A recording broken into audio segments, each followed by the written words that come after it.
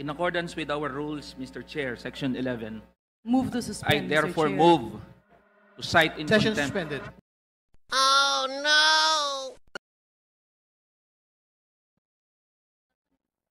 Mga boss, may naniniwala pa ba sa mga kontraktor tsaka sa mga DPWH officials na to na sangkot sa mga maanomalya at ghost flood control projects? Kayo mga boss, tanungin kayo, naniniwala kayo dyan? Ako mga boss, sa totoo lang, buwisit ako. Kasi alam naman natin, di nila kaya mag-isa yan. May mga kasabwat yan ng mga politiko. Keso mapa-congressman o mapa-senador. At ang pinakamalaking problema dito mga boss, sa halip na may makulong, yung mga kwento, pahaba ng pahaba at paikot ng paikot. Isipin nyo itong mga boss may napangalanan, di naman pinatawag. May binigay na listahan, di naman kumpleto. May mga sinasangkot na public officials, mga congressman, mga politiko. Anong nangyayari? Anong ginagawa ng gobyerno? Yang ombudsman, bakit walang nakakasuhan? Kagaya nito ni Diskaya, umamin na nga siya na meron siyang mga kasabwat na mga politiko, na meron siyang kickback o SOP na natatanggap. Anong nangyayari? O di pagkatapos ng hearing, makakauwi pa rin yan, makakatulog. Di ba walang napapanagot? Alam naman ng mga tao, ng mga manggagawa at ordinaryong Pilipino na merong sangkot dito ng mga politiko. Tanga lang ang maniniwala na wala siyang kasabwat. At alam naman ng mga tao na meron pa yan doon sa listahan niya ng mga dagdag na mga politiko. Pero hindi niya sinasabi. Kaya tayo nag-move to cite in contempt yang si Diskaya. Kasi paikot-ikot lang, naglolokohan, nagagaguhan lang tayo doon sa investigasyon. Alam naman ng lahat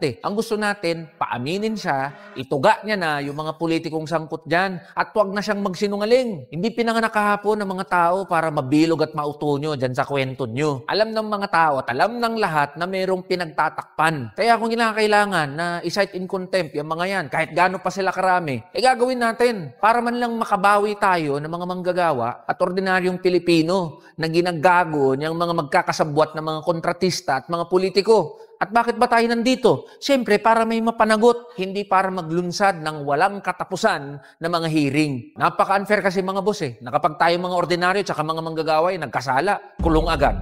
Wala nang litis-litis, wala nang hearing-hearing, diretso dun sa kulungan. Pero pag mga mayayaman at makapangyarihan, sandamukal na mga hearing, sandamukal na investigasyon, tapos wala namang mapapanagot. Kaya gusto natin, may gumulong ang ulo, may makulong mula dito sa kagaguhan ng maanomalya at mga ghost flood control projects. Kaya mga boss, pakiusap ko sa inyo, wag nating tigilan na mag-ingay. Kasi kapag tumigil tayo na mag-ingay, at makakalimutan nating lahat to. Pag nakalimutan natin to, walang mapapanagot, walang makukulong.